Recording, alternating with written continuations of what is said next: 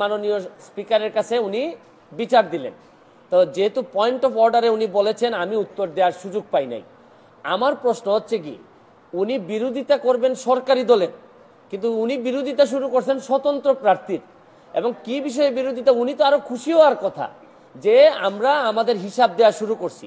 আমার জানেন, কালকে আমার এত দুঃখ হয়েছে তারাইল করিমগঞ্জের মানুষের জন্য, যাদের কাছ থেকে উনি এমপি হয়ে আসছেন, যে এই তারাইল করিমগঞ্জের মানুষের কি কোনো অধিকার নাই যে এই চুন্নু সাহেব এমপি হিসাবে কত টাকা বরাদ্দ পান এটা জানার?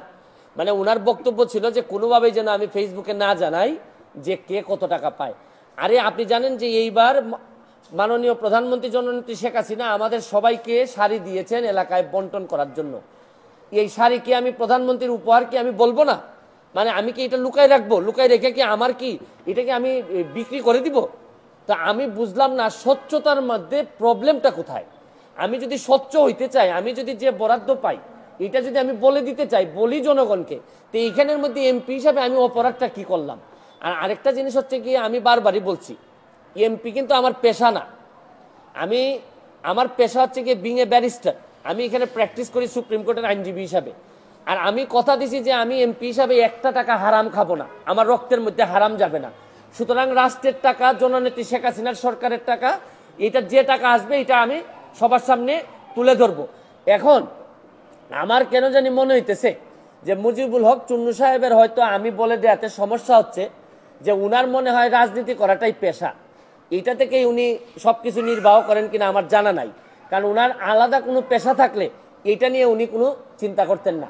তবে কালকে উনি একটা বুদ্ধি করে কাজ করছেন, বাকি সব এমপিরা উনার দলে টানার চেষ্টা করছেন যে 349 জন এমপির নাকি বদনাম হচ্ছে। আরে কি আশ্চর্য কারবার!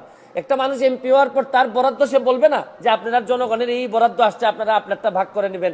এটার বলার মধ্যে শুনেন, এই মুজিবুল হক চুন্নু সাহেব সম্ভবত এই প্রথম বঙ্গবন্ধুর একজন আদর্শের সৈনিকের মুখোমুখি হয়েছেন। এর আগে হয়তো উনি ওইভাবে মিট করেন নাই, কারণ উনি তো হচ্ছেন গিয়ে একজন স্বৈরা শাসক এরশাদের নেতা। স্বৈরা শাসক এরশাদ, যিনি সারা জীবন এরকম জোর জবরদস্তি আর টাকা বানানো ছাড়া তার নেতা কর্মীদের খুব বেশি কিছু শিখাই যান নাই, সবার না, অল্প কিছু নেতাদেরকে, যারা অনেক টাকার মালিক হয়েছেন এরশাদের আমলে। উনি তো এরশাদের স্বৈর শাসক এরশাদের একজন নেতা হয়ে উনি বঙ্গবন্ধুর আদর্শের সৈনিকের, প্রকৃত আদর্শের সৈনিকের মুখোমুখি এই প্রথম সংসদে হয়েছেন মনে হয়। এর আগে হয়তো তীব্রভাবে কারো মুখোমুখি হন নাই, এই জন্য উনার একটা গাত্রদাহ।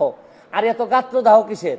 আরে ভাই আমার টাকা এটা। আর আরেকটা বিষয়, আমি যে আমার এলাকায় বলছি যে আমি 29 কোটি টাকা পাইছি বরাদ্দ, আমি কি কোনো কথা মিথ্যে বলছি?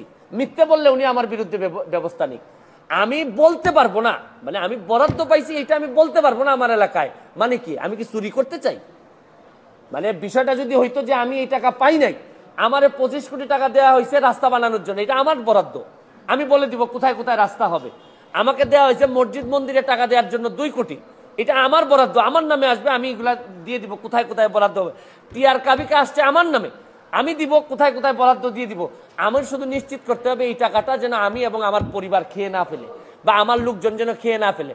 এইটার মধ্যে লুকালুকির কিছু আছে বলে আমার মনে হয় না।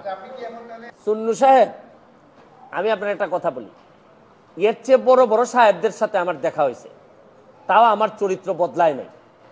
আমি আমার যে কাজ বিশ্বাস করে করি, স্বচ্ছতার সাথে করার চেষ্টা করি, যতদিন করব ততদিন এমপি থাকবো। এটা কি আমার বাপের পোস্ট নাকি যে সারা জীবন থাকা লাগবে এখানে? আমার যদি যোগ্যতা না থাকে, আমার চেয়ে ভালো লোক যদি আসে এমপি হবে, কিন্তু আমি যতদিন আছি অতদিন যেটা সাধারণ মানুষের, আমি চুন্নু সাহেবের কথায় আমি এমপি হই নাই। আমি এমপি হয়েছি আমার 7 লাখ মানুষের ভোটে এবং দোয়া এমপি হয়েছি, এবং ল্যান্ডস্লাইড বিক্রি হয়েছে আমি আমার জনগণকে খুশি করার জন্য যা করব তাই করব। আমি এর বাইরে কোনোদিন যাওয়ার প্রশ্নই আসে না। অবস্থান পরিষ্কার। আমি আমার যে বক্তব্য আপনাদের সামনে দিলাম, এই বক্তব্য আমার মাননীয় স্পিকারের সামনে দিব, সেই এখানের মধ্যে আলাদা হওয়ার কোনো সুযোগ নাই। তবে আমার বিশ্বাস এই যে এই মুজিবুল হক চুন্নু সাহেবের যে ব্রেইন আর যে অবস্থা, তার ব্যাপারে আমি যা শুনি তাতে আমার বিশ্বাস মাননীয় স্পিকারও জানেন তার অবস্থাটা কি। যে সে যখন বক্তব্য দেয় আমি বুঝতেই পারি না কি বিরোধী দলের লোক বক্তব্য দিচ্ছে নাকি না সরকারি দল বক্তব্য দিচ্ছে। মানে এমন ভাবে সরকারের মধ্যে ঢুকে আছে এই ভদ্রলোকের বিরোধী। আরে ভাই, সবসময় সরকারি দলের সাপোর্ট করার জন্য তো মাঝে মধ্যে বিরোধিতা করতে হয়। সরকারি দলের মানে আপনি সবসময় ক্ষতি চাইবেন তা না। সরকারি দলের আরে বাপও তো মাঝে মধ্যে ছেলের সমালোচনা করে, ছেলে বাবার সমালোচনা করে। আমার তো মনে হয় যে এই চুন্নু সাহেবরা এমন ভাবে ভিতরে ঢুকছেন, এরা তাদের সক্ষমতা সম্পর্কে কিছু জানেও না, বুঝেও না, কেন যে বিরোধী দল হয়েছে আল্লাহ মাহবুদ জানে। আর এরাও 11 জন, আর আমরা স্বতন্ত্র আছি 65 জন। আমরা তো হিসাবে তো আমরাই বিরোধী দল হওয়ার কথা, কিন্তু এখন কারণে আমরা যেহেতু ওনারা একটা দল হিসাবে আসছেন, তা আমরা ওনারা মেনে নিছি। কিন্তু উনি তো সরকারি দলের বিরোধিতা না করে মাশাআল্লাহ এখন শুরু করছেন যে স্বতন্ত্র ক্যান্ডিডেট কেন টাকার ঘোষণা দিয়ে দেয়, এই কারণে উনি বিরোধিতা শুরু করছেন। আমার এখন তারাইল আর করিমগঞ্জবাসীর জন্য আল্লাহর কাছে দোয়া করা ছাড়া আপাতত আর কোনো পথ নেই।